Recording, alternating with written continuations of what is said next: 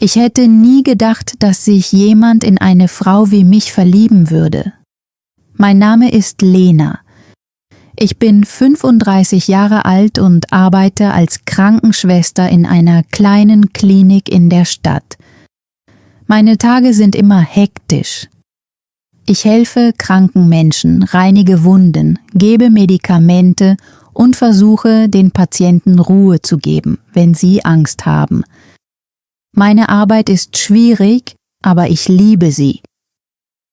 An manchen Tagen arbeite ich morgens, an anderen die ganze Nacht. Wenn ich nach Hause komme, fühlt sich mein Körper schwer und müde an. Aber in meinem Herzen fühle ich mich glücklich, weil ich weiß, dass ich jemandem geholfen habe. Vor dem letzten Jahr war mein Leben sehr einfach.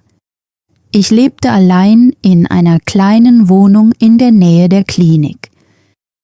Ich ging nicht oft aus und hatte nicht viele Freunde. An den meisten Abenden kam ich nach Hause, duschte, aß allein zu Abend und ging früh schlafen. An meinen freien Tagen besuchte ich meinen Vater in seinem ruhigen Dorf außerhalb der Stadt. Er wird langsam älter, deshalb helfe ich ihm beim Kochen und Putzen. Normalerweise sitzen wir abends zusammen, trinken Tee und sprechen über kleine Dinge. Diese Momente gaben mir immer ein Gefühl von Frieden. Um ehrlich zu sein, hatte ich schon lange aufgehört, an die Liebe zu glauben. Ich dachte immer, ich sei zu gewöhnlich. Ich bin weder schlank noch besonders modisch. Ich trage keine teuren Kleider oder Make-up. Meine Haare sind kurz und schlicht und ich hätte nie gedacht, dass Männer mich bemerken würden. Also konzentrierte ich mich nur auf meine Arbeit und meine Familie. Aber alles begann sich an einem regnerischen Montagmorgen zu verändern. Ein neuer Arzt begann in unserer Klinik zu arbeiten. Sein Name war Daniel. Er war jünger als ich, vielleicht 32 Jahre alt. Er hatte dunkle Augen, weiches, schwarzes Haar und ein warmes Lächeln, bei dem man sich sofort wohlfühlte. Fast alle Krankenschwestern sprachen über ihn. Er ist wirklich sehr attraktiv, flüsterte eine Frau. Und außerdem freundlich, sagte eine andere. Ich schenkte dem nicht viel Aufmerksamkeit. Ich dachte, ein Mann wie er würde niemals eine Frau wie mich ansehen. Also arbeitete ich still weiter. Ein paar Tage später wurde es in der Klinik extrem hektisch. Die Patienten füllten jeden Raum und ich lief von einem Ort zum anderen, trug Akten und Medikamente. Plötzlich hörte ich jemanden meinen Namen rufen. »Lena, warte!« Ich drehte mich um und sah Daniel auf mich zukommen. »Du siehst erschöpft aus«, sagte er sanft. »Lass mich dir helfen.« Bevor ich antworten konnte, nahm er einige Akten aus meinen Händen. Ich fühlte mich nervös und überrascht. »Oh, das ist schon okay«, sagte ich schnell. Aber er lächelte. »Wir sind ein Team«, antwortete er. Dieser kleine Moment blieb mir den ganzen Tag im Kopf. Danach begann Daniel öfter mit mir zu sprechen. Jeden Morgen begrüßte er mich mit einem Lächeln. Manchmal fragte er mich, ob ich zu Mittag gegessen hatte. Manchmal brachte er mir während langer Schichten Kaffee. Und langsam, ohne dass ich es bemerkte, begann ich auf diese kleinen Momente zu warten. Was mich am meisten überraschte, war, dass er mir wirklich zuhörte, wenn ich sprach. Wenn ich über meinen Vater sprach, hörte er aufmerksam zu. Wenn ich über den Stress bei der Arbeit sprach, verstand er mich. In seiner Nähe fühlte ich mich ruhig. Eines Abends nach der Arbeit stand ich im kalten Regen an einer Bushaltestelle. Ich war erschöpft und meine Füße taten von der langen Schicht weh. Dann hielt ein Auto neben mir an. Das Fenster öffnete sich. Es war Daniel. »Wartest du immer noch auf den Bus?« fragte er lächelnd. Ich lachte leise. »Ja.« »Steig ein«, sagte er. »Ich bringe dich nach Hause.« Zuerst zögerte ich, aber der Regen wurde immer stärker, also stieg ich ins Auto. Leise Musik spielte im Hintergrund, während wir durch die Lichter der Stadt fuhren. Wir unterhielten uns die ganze Fahrt über. Ich erzählte ihm Geschichten von meinen Besuchen im Dorf meines Vaters. Er erzählte mir lustige Erinnerungen aus seiner Zeit an der medizinischen Fakultät. Zum ersten Mal seit vielen Jahren vergaß ich all meinen Stress und meine Müdigkeit. Als wir an meiner Wohnung ankamen, bedankte ich mich leise bei ihm. Doch bevor ich aus dem Auto stieg, sah er mich an und sagte: »Ich rede wirklich gern mit dir, Lena.« Mein Herz begann schnell zu schlagen. In dieser Nacht konnte ich nicht aufhören, an ihn zu denken. Nach diesem Abend kamen wir uns viel näher. Manchmal aßen wir zusammen zu Mittag bei der Arbeit. Manchmal gingen wir nach unseren Schichten gemeinsam spazieren. Und nach wurden meine Gefühle für ihn stärker. Dann fragte er mich an einem Wochenende etwas Unerwartetes. »Möchtest du morgen mit mir ausgehen?« Ich starrte ihn überrascht an. »Mit mir?« fragte ich leise. Daniel lächelte. »Ja, mit dir.« Am nächsten Abend sahen wir zusammen einen Film und spazierten danach durch einen ruhigen Park. Die Luft war kühl und die Lichter der Stadt sahen wunderschön um uns herum aus. Während wir zusammen redeten und lachten, fühlte ich etwas, das ich seit Jahren nicht mehr gefühlt hatte. Ich fühlte mich gesehen. Und zum ersten Mal seit sehr langer Zeit begann ich zu glauben, dass vielleicht sogar jemand so Gewöhnliches wie ich die Liebe finden könnte. Ein paar Wochen vergingen und mein Leben begann sich anders anzufühlen. Jeden Morgen wachte ich voller Vorfreude auf die Arbeit auf, weil ich wusste, dass ich Daniel sehen würde. Wir verbrachten mehr Zeit zusammen in der Klinik, tranken während der Pausen Kaffee und redeten nach langen Schichten miteinander. In seiner Nähe fühlte ich mich ruhig und glücklich. Zum ersten Mal seit vielen Jahren fühlte ich mich für jemanden wichtig. Doch eines Nachmittags änderte sich plötzlich alles. Daniel bat mich, mit ihm in einem ruhigen Raum der Klinik zu sprechen. In dem Moment, als ich sein ernstes Gesicht sah, wurde ich nervös. »Lena«, sagte er leise, »es gibt etwas, das ich dir sagen muss.« Mein Herz begann schnell zu schlagen. »Was ist es?« fragte ich. Er schwieg einige Sekunden, bevor er wieder sprach.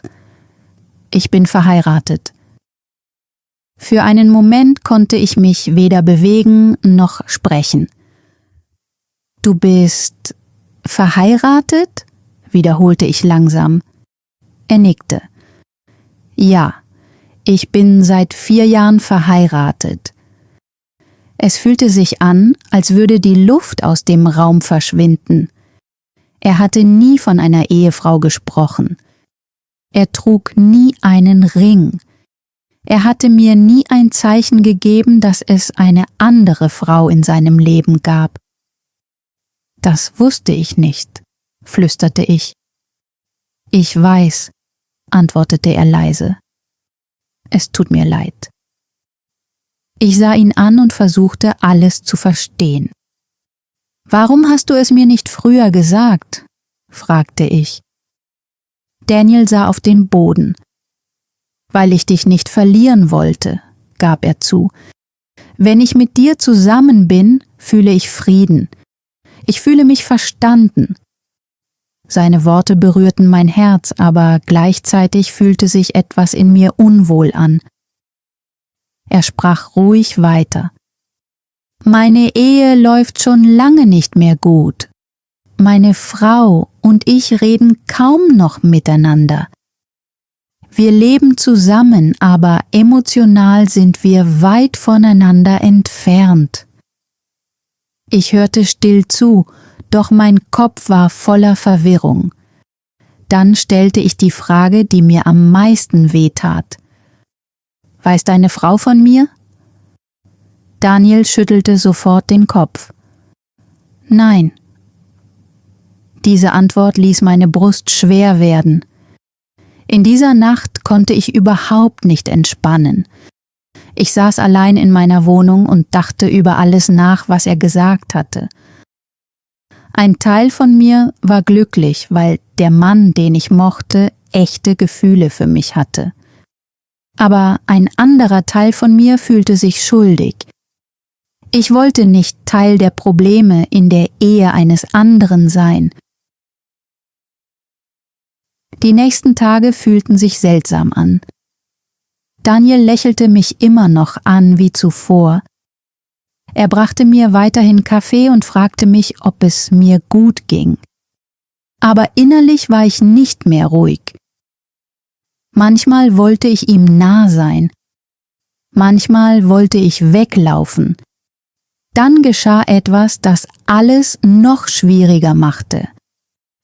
Es war mein freier Tag und ich ging in einen großen Supermarkt nahe dem Stadtzentrum. Der Laden war voller Menschen, die Einkaufswagen schoben und laut miteinander sprachen. Ich suchte gerade Gemüse aus, als ich plötzlich eine vertraute Stimme hörte. Es war Daniel. Mein Herz sprang sofort auf. Ohne nachzudenken, drehte ich vorsichtig den Kopf. Und dann sah ich ihn. Er stand neben einer Frau. Sie war groß, elegant und wunderschön. Ihr langes Haar lag weich auf ihren Schultern und sie lächelte selbstbewusst, während sie mit ihm sprach. Auch Daniel lächelte. Kein falsches Lächeln. Ein echtes. Sie wirkten vertraut miteinander. Glücklich. Ich stand still da und spürte, wie der Schmerz in meiner Brust größer wurde. Das muss seine Frau sein, dachte ich. Für einige Sekunden konnte ich mich nicht bewegen. Ich erinnerte mich an all die Dinge, die er mir über seine unglückliche Ehe erzählt hatte. Aber das Paar vor mir sah überhaupt nicht unglücklich aus. Sie wirkten normal, vielleicht sogar verliebt. Plötzlich fühlte ich mich dumm. Ich drehte mich schnell weg, bevor Daniel mich bemerken konnte, und verließ den Supermarkt, ohne etwas zu kaufen. Als ich nach Hause kam, saß ich allein in der Stille. Meine Gedanken hörten nicht auf. Warum macht er das? Fragte ich mich immer wieder. Wenn er bereits jemanden hat, warum kommt er mir dann immer näher? Ich betrachtete mich lange im Spiegel. Ich bin doch nur eine gewöhnliche Frau, flüsterte ich leise. Warum passiert mir das? In dieser Nacht schlief ich kaum. Am Morgen wurde mir etwas Wichtiges klar. Ich war nicht mehr glücklich. Früher brachte Daniel mich zum Lächeln. Jetzt ließ er mich ängstlich und verwirrt fühlen. Am nächsten Tag bei der Arbeit versuchte ich, mich auf meine Patienten zu konzentrieren, aber mein Kopf fühlte sich schwer an. Als Daniel mich sah, lächelte er wie immer warm. »Guten Morgen, Lena«, sagte er. Doch diesmal konnte ich nicht zurücklächeln.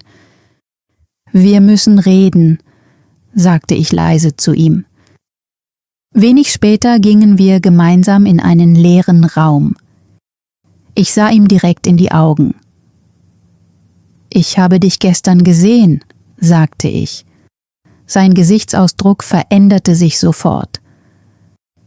»Im Supermarkt«, fuhr ich fort. »Du warst mit deiner Frau dort.« Daniel schwieg einen Moment. »Ihr habt glücklich zusammen ausgesehen«, sagte ich leise. »Ich verstehe gar nichts mehr.« Er seufzte tief und setzte sich. »Die Dinge sind kompliziert, Lena«, antwortete er. Aber während ich dort stand und ihm zuhörte, wurde eine schmerzhafte Wahrheit in meinem Herzen langsam immer klarer. Egal wie freundlich Daniel war, er gehörte immer noch zu jemand anderem. Für einige Sekunden sprach keiner von uns. Der Raum fühlte sich schwer und still an. Ich sah Daniel an und mein Herz war voller Verwirrung. Ein Teil von mir fühlte immer noch sehr viel für ihn, aber ein anderer Teil wusste, dass etwas nicht stimmte. Schließlich sah ich ihn an und fragte leise: »Daniel, was willst du eigentlich wirklich?« Er schien von meiner Frage überrascht zu sein. »Was meinst du?«, fragte er. Ich holte langsam Luft. »Ich meine dein Leben«, sagte ich. »Deine Ehe, mich. Was versuchst du wirklich zu tun?« Daniel schwieg einen Moment und dieses Schweigen tat mir mehr weh als jede Antwort. Dann sprach er endlich. »Ich weiß es nicht.« Als ich diese Worte hörte, zog sich meine Brust zusammen. Ich nickte langsam. »Genau das ist das Problem«, antwortete ich leise. Er trat einen kleinen Schritt näher zu mir. »Lena, ich will dich nicht verlieren«, sagte er. Ich blickte einen Moment nach unten, bevor ich antwortete. »Vielleicht tust du das aber schon.« Sein Gesichtsausdruck veränderte sich sofort. »Warum sagst du das?« »Weil ich so nicht leben kann«, sagte ich ehrlich. »Ich will mich nicht verstecken. Ich will mich nicht jeden Tag schuldig fühlen. Und ich will nicht die zweite Wahl im Leben von jemandem sein.« Daniel schüttelte schnell den Kopf. »Du bist für mich nicht die zweite Wahl.« Doch diesmal glaubte ich seinen Worten nicht. »Du gehst jede Nacht zu deiner Frau nach Hause«, sagte ich leise. »Und dann kommst du zu mir, wenn du dich einsam fühlst. Das ist niemandem gegenüber fair.« Wieder wurde er still. Ich konnte Traurigkeit in seinen Augen sehen, aber ich wusste auch, dass ich mein eigenes Herz schützen musste. »Ich hatte nie geplant, mich in dich zu verlieben«, gab ich zu. »Es ist einfach passiert.« Meine Augen füllten sich mit Tränen, aber ich versuchte ruhig zu bleiben. »Ich sorge mich um dich«, fuhr ich fort. »Aber diese Situation verletzt mich.« Für einen langen Moment standen wir einfach schweigend da. Dann sagte ich die schwersten Worte von allen. »Ich brauche Abstand.« Daniel sah schockiert aus. »Abstand?« »Ja«, antwortete ich sanft. »Ich brauche Zeit zum Nachdenken. Und ehrlich gesagt, ich glaube, du brauchst diese Zeit auch.« Er senkte den Blick. »Du musst entscheiden, was du wirklich willst«, sagte ich. »Nicht nur für dich selbst, sondern auch für deine Frau.« Langsam nickte er. »Ich wollte dich nie verletzen«, flüsterte er. »Ich weiß«, antwortete ich leise. »Aber ich wollte das alles auch nie.« Nach diesem Gespräch fühlte sich bei der Arbeit alles anders an. Wir sahen uns immer noch jeden Tag, aber wir sprachen weniger miteinander. Die Stille zwischen uns fühlte sich seltsam und schmerzhaft an. An diesem Abend kam ich emotional erschöpft nach Hause. Ein Teil von mir vermisste ihn bereits. Aber ein anderer Teil von mir war stolz, weil ich mich zum ersten Mal seit langer Zeit für mich selbst entschieden hatte. Später an diesem Abend rief ich meine beste Freundin Maya an und erzählte ihr alles. Nachdem sie mir ruhig zugehört hatte, sagte sie etwas, das ich niemals vergessen werde.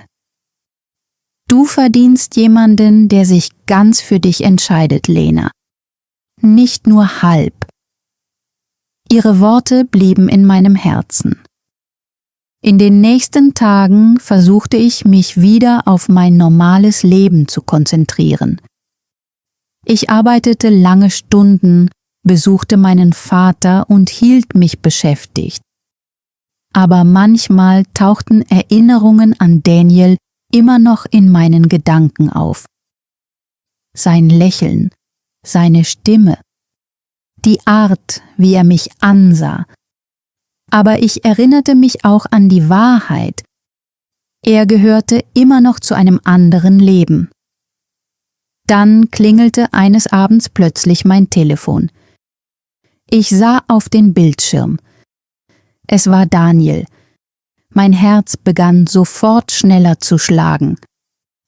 Für einige Sekunden starrte ich nur auf seinen Namen und wusste nicht, was ich tun sollte. Schließlich nahm ich ab. »Hallo?« sagte ich leise. »Lena«, antwortete er sanft. »Können wir uns treffen? Ich muss mit dir reden.« Am nächsten Tag trafen wir uns in einem kleinen Park in der Nähe der Klinik.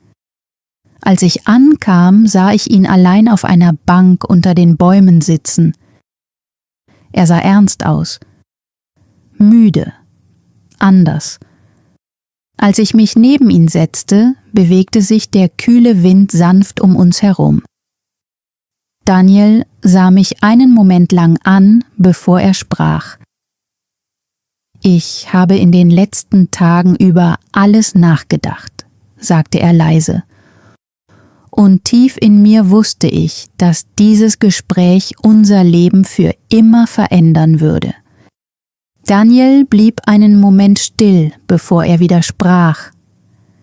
»In den letzten Tagen habe ich etwas erkannt«, sagte er sanft.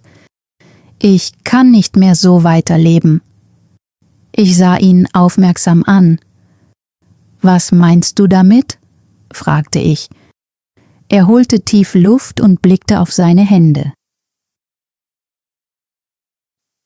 »Ich habe mit meiner Frau gesprochen«, antwortete er.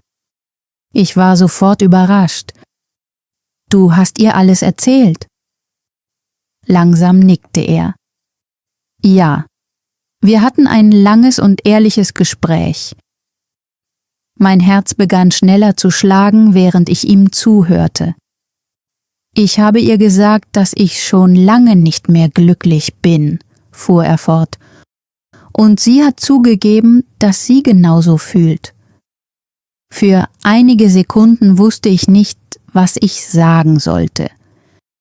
»Es war schmerzhaft«, sagte Daniel leise. Wir waren beide sehr emotional, aber tief in unserem Inneren wussten wir bereits, dass unsere Ehe zerbrochen war. Während er sprach, konnte ich die Traurigkeit in seinen Augen sehen. Dann stellte ich endlich die Frage, die mir die ganze Zeit im Kopf war. »Und was passiert jetzt?« Daniel sah mich aufmerksam an, bevor er antwortete. »Wir haben beschlossen, uns zu trennen.« Einen Moment lang blieb ich still und versuchte, seine Worte zu begreifen. »Wir glauben beide, dass es die richtige Entscheidung ist«, fügte er hinzu. »Wir wollen nicht weiter so tun, als wäre alles in Ordnung, wenn es das nicht ist. Der Park um uns herum fühlte sich ruhig und friedlich an.